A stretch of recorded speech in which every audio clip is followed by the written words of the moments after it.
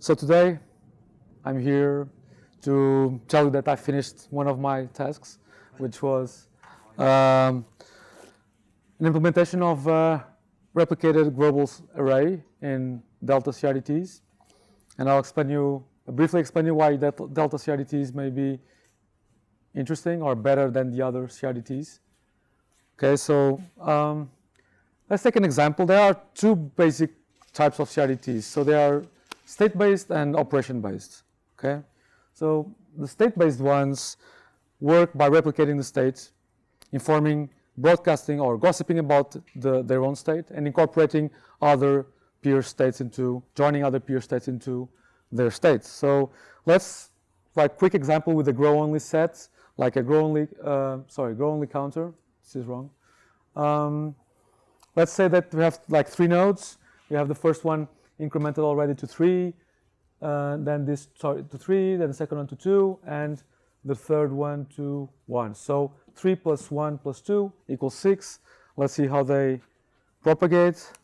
Whoops. Hello. Play. Could you please play? Doesn't play. Okay. Oh, okay. So first one propagates here, joins. So it's 0 to 1, propagates to the above 0 to 1.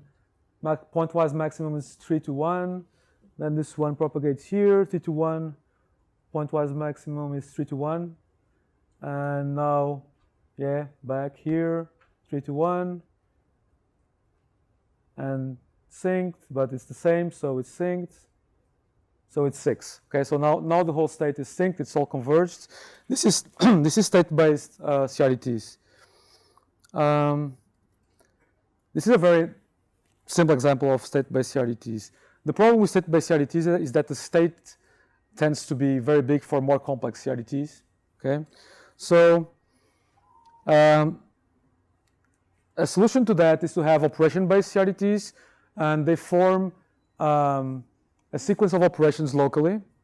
Okay, so let's say we have a node called A, and already has 2 operations, A1 and A2, and so this operation depends on this causally. So the local causality is pointed by the arrow.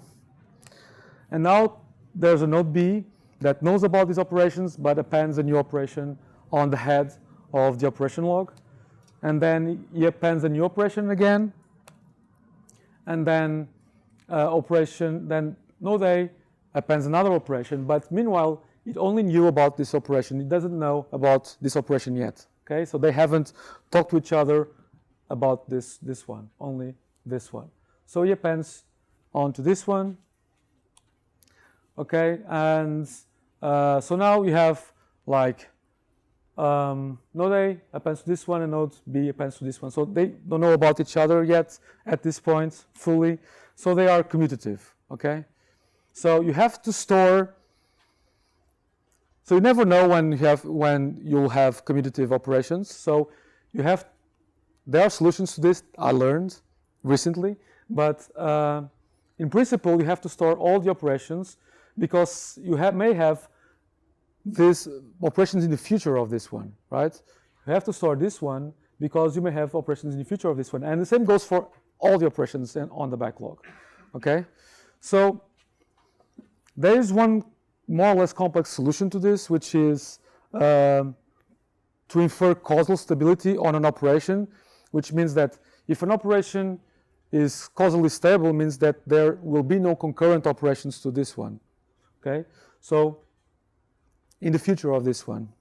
Okay, that so far I've learned that. So there's a way to infer that by using vector clocks when you hear the state of all the operations, with the assumption that you know all the members. That's the assumption. But I think there are also ways around having dynamic membership. Okay? But this is not what I'm going. So then we have another type of CRDTs which are based on the state-based ones but are deltas. And on delta-based CRDTs, the replicas communicate via deltas, not via the entire state. So a delta is not exactly an operation. So an intuition is that the delta should be a fraction of the states, okay? And a delta is idempotent when applied to the states. An operation is not idempotent. If you apply the same operation 2 times, it yields different states. Okay, so but applying a delta 2 times to the same states should yield the same states. So joining S1 and delta 1 yields S2. Joining S2 with delta 1 again still yields S2. So the advantage is that deltas can be joined together. Okay, so they're easy to buffer. You can buffer a bunch of deltas compressed by joining them. You compress them and then you can send them. You don't have to buffer all the as you do in operation-based CRDTs. You don't have to buffer all of them. You can join them. So they are associative also. So delta-based CRDT is defined by a state set, initial set. Instead of mutator functions, you have delta mutator functions that return deltas, and you have a join function, which also the state-based CRDTs have, and something that returns the value, the view of the CRDT. So, so an example based on the previous grow-only counter is that, so state set is the vector of integers greater or equal to 0. The initial set is this vector clock, and the delta mutator function is just an increment on my if I'm node 0, I'll only send the value of this one. Okay, so I don't have to send the whole state as I was sending before. I just send an update to my state. That's a delta. Okay, but it's not an operation because if I join the result a delta with the set, my state, I still get my state. Okay. So the join is very similar. It's the same join as the state-based CRDT. Okay, so it's the pointwise maximum of both states, and that's it. And so all this to tell that I finished the first JavaScript implementation of a replicated growable array. And the nice thing about the replicated growable array is that it maintains user intention. So when there is conflict, let's say the user inputs, I'll increase this. These are the tests. Let's say that you have 2 replicas, okay? Replica 1 and replica 2. Let's say replica 1 writes A and B, replica 2 writes C and D, okay? They are concurrent operations. And when the deltas are exchanged,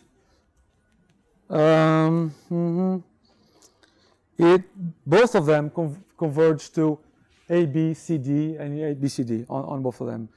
One of the results could be, one of the valuable results could be A, C, B, D, right? But that doesn't preserve the intention of both users, because if I write Alice, you write Bob, I want to convert the result to be Alice Bob or Bob Alice, and not an interleaving of the characters. Okay, so yeah, so that's why this type of CRDT is cool for text editing. Okay, and so as far as I know, this is the first implementation of a delta state-based CRDT over an RGA, and the tests are passing. So yeah, and that's it. Thank you. Oh, Bob having? No, sorry. Any question?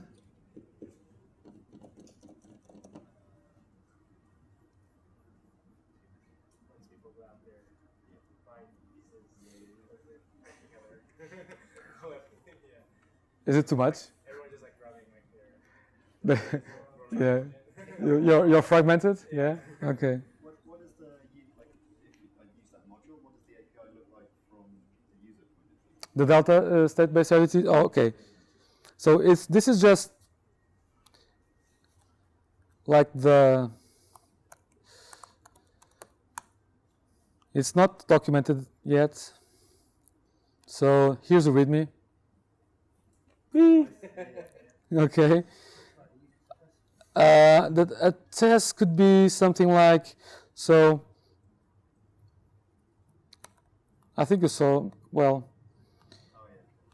so yeah, so you can push, insert, add, remove, add, all the array, expected array things. This is just the RGA. There are other CRDT types that are like set-like types or map-like types or array-like types. This is an array-like type, a sequence. And then you have to, so remove, blah, blah, blah, push, and then you get the value, which computes the view, so the array. Does that answer your question? Yeah.